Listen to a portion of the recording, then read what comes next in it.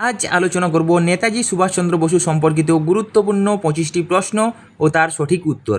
ভিডিওটি প্রথম থেকে শেষ পর্যন্ত দেখার অনুরোধ রইল। আজকের প্রথম প্রশ্ন, নেতাজি সুভাষচন্দ্র বসু কবে জন্মগ্রহণ করেন? সঠিক উত্তর অপশন ক, 23 জানুয়ারি 1897 সালে উড়িষ্যার কটক শহরে জন্মগ্রহণ করেন এবং তার পিতার নাম জানকীনাথ বসু ও মাতার নাম প্রভাবতী দেবী। আজকের পরবর্তী প্রশ্ন অর্থাৎ 2 নম্বর প্রশ্ন, সুভাষচন্দ্র বসু কত সালে সিভিল সার্ভিস পরীক্ষায় উত্তীর্ণ হন? সঠিক উত্তর অপশন খ, 1921 সালে সুভাষচন্দ্র বসু চতুর্থ স্থান অধিকার করে আইসিএস পরীক্ষায় উত্তীর্ণ হন, কিন্তু দেশের পরাধীনতা ও দেশ সেবার টানে তিনি সেই ব্রিটিশ চাকরি পদত্যাগ করেন।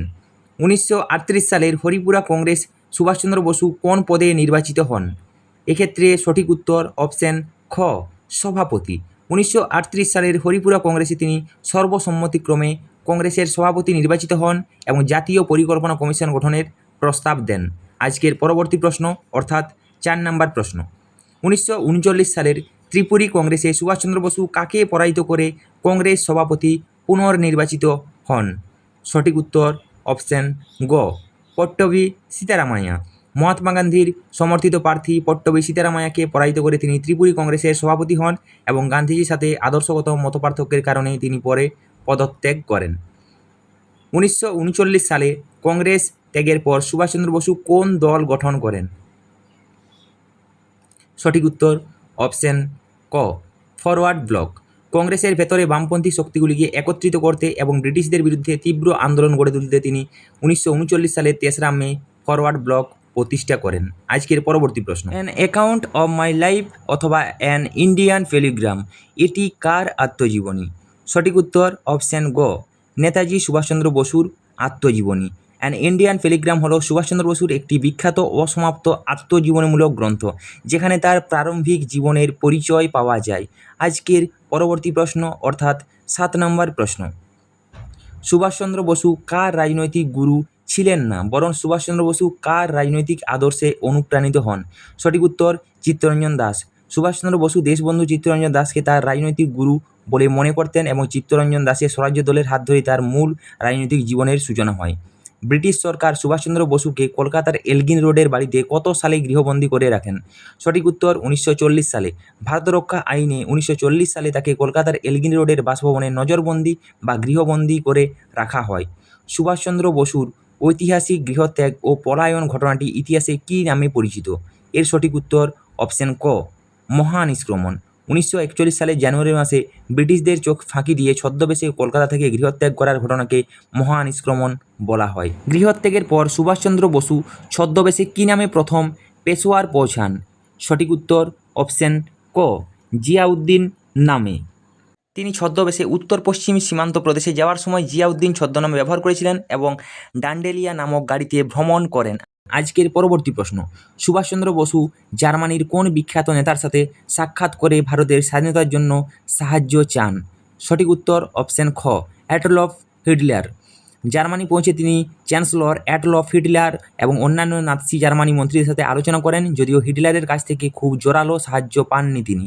আজকের পরবর্তী প্রশ্ন অর্থাৎ 12 নম্বর প্রশ্ন, জার্মানিতে থাকাকালীন সুভাষচন্দ্র বসুকে কোন উপাধিতে ভূষিত করা হয়? সঠিক উত্তর অপশন খ, নেতাজি। জার্মানির প্রবাসী ভারতীয় এবং জার্মানি সেনাবাহিনীর সদস্যরা সম্মান জানিয়ে তাকে প্রথম নেতাজি হিসাবে সম্বোধন করেন। আজকের পরবর্তী প্রশ্ন অর্থাৎ 13 নম্বর প্রশ্ন, কে প্রথম সুভাষচন্দ্র বসুকে দেশ নায়ক বলে সম্মান জানিয়েছিলেন? সঠিক উত্তর অপশন খ, রবীন্দ্রনাথ ঠাকুর। বিশ্বকবি রবীন্দ্রনাথ ঠাকুর তাকে দেশনায়ক উপাধিতে ভূষিত করেছিলেন এবং তার রাজনৈতিক দূরদর্শিতার প্রশংসা করেছিলেন। আজাদ হিন্দ ফৌজের প্রতিষ্ঠাতা বা এর মূল রূপকার কে ছিলেন? সঠিক উত্তর অপশন গ, ক্যাপ্টেন মোহন সিং। আজাদ হিন্দ ফৌজের আদি ভাবনা ও প্রতিষ্ঠার পেছনে ক্যাপ্টেন মোহন সিং ও রাসবিহারী বসুর মূল ভূমিকা ছিল এবং পরবর্তীকালে সুভাষচন্দ্র বসু এর সম্পূর্ণ দায়িত্ব বহন করেন। সিঙ্গাপুরে সুভাষচন্দ্র বসু কত সালে আজাদ হিন্দ সরকারের অস্থায়ী সরকারের প্রধান হিসাবে দায়িত্ব গ্রহণ করেন এবং যেটি ছিল একটি স্বাধীন ভারতীয় সরকার? এর সঠিক উত্তর 1943 সালের 21শে অক্টোবর। সিঙ্গাপুরে আজাদ হিন্দ ফৌজের সর্বোচ্চ সর্বাধিনায়ক হিসাবে তিনি আর্চ হুকুমত এ হিন্দ বা স্বাধীন ভারতের অস্থায়ী সরকার প্রতিষ্ঠা করেছিলেন?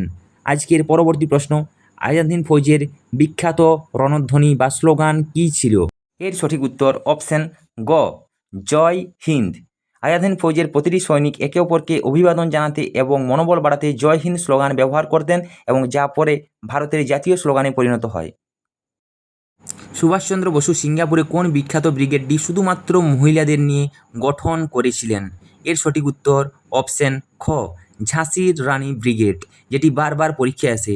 নারী শক্তির জাগরণে তিনি ক্যাপ্টেন লক্ষ্মী স্বামীনাথনের নেতৃত্বে ঝাঁসির রানী ব্রিগেড নামে একটি পূর্ণাঙ্গ মহিলা সৈন্যদল গঠন করেছিলেন। আজকের পরবর্তী প্রশ্ন অর্থাৎ 18 নম্বর প্রশ্ন, আজাদ হিন্দ ফৌজ ভারত আক্রমণের অংশ হিসাবে সর্বপ্রথম ভারতের কোন দ্বীপটি দখল করেন এবং তার কী নাম দেন?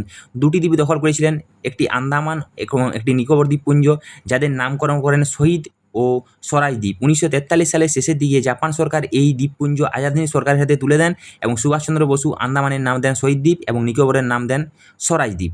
আজাদ হিন্দ ফৌজ কোন ঐতিহাসিক অধিবেশনের মাধ্যমে ব্রিটিশদের বিরুদ্ধে ভারতের মূল ভূখণ্ডে প্রবেশ করেন? এর সঠিক উত্তর অপশন খ, ইম্ফল অভিযান বা অপারেশন এর মাধ্যমে। 1944 সালের মার্চ মাসে আজাদ হিন্দ ফৌজ বার্মা পেরিয়ে মণিপুরের ইম্ফল এবং কোহিমা দখল করার জন্য ঐতিহাসিক অভিযান শুরু করেছিলেন। আজাদ হিন্দ ফৌজের কোন শহরে প্রথম সদর দপ্তর স্থাপিত হয়েছিল? এর সঠিক উত্তর অপশন গ, সিঙ্গাপুরে প্রথম স্থাপিত হয়েছিল। অস্থায়ী সরকারের মূল সদর দপ্তর প্রথমে সিঙ্গাপুরে এবং পরবর্তীতে সামরিক সুবিধার জন্য বার্মার রেঙ্গুনে স্থানান্তরিত করা হয়। সিঙ্গাপুর বা রেঙ্গুর থেকে সুভাষচন্দ্র বসু রেডিও মারফত কাকে জাতির জনক বলে সম্বোধন করে আশীর্বাদ চেয়েছিলেন?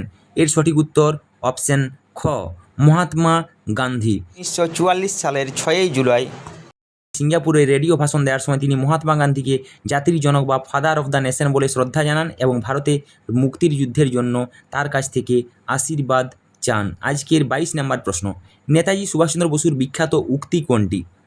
এর উত্তর আশা করি সবারই জানা। সঠিক উত্তর অপশন খ, তোমরা আমায় রক্ত দাও, আমি তোমাদের স্বাধীনতা দেব।